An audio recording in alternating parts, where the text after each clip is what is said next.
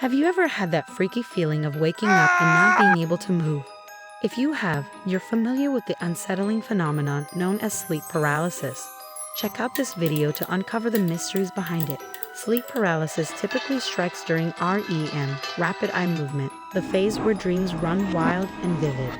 To prevent us from acting out those dreams and risking injury, our brain temporarily disables most muscles in the body, except for those crucial for breathing and eye movement.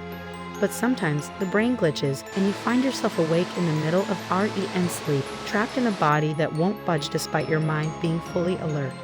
This spooky occurrence arises from the brain's failure to smoothly transition between sleep stages. It's like being caught in a twilight zone between wakefulness and slumber. You've just crossed over into the twilight zone.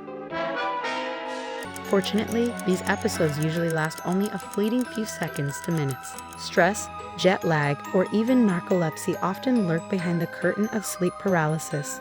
While undeniably terrifying, understanding the mechanics behind sleep paralysis can help take the edge off some of its fear-inducing effects.